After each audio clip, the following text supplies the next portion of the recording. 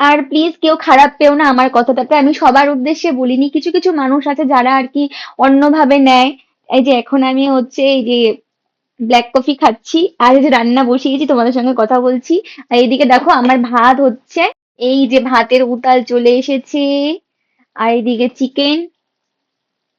তো আমার কাউকে প্রমাণ দেওয়ার দরকার নেই আমি কি করি না করি, কিন্তু কিছু মানুষ আছে মানুষের কাছে গিয়ে গসিপ করে, ঠিক আছে, ব্যাক বিচিং করে, তো আমার এইসব ব্যাক বিচিং পছন্দ না।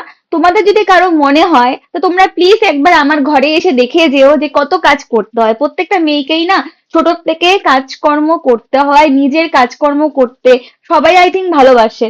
তো নিজেকে গোছগাছ রাখা, নিজেকে গ্রুম করা, সাথে খাবো আমি, তো আমি রান্না করব না কেন, রান্না পারবো না কেন? আর আমার কোনো রান্নার লোক নেই, ঠিক আছে? তো আমি নিজে রান্না করি, নিজে খাই। ওকে? আর হচ্ছে এমন না যে আমি রান্না করে আমি একাই খাই। ওকে? এটাও না।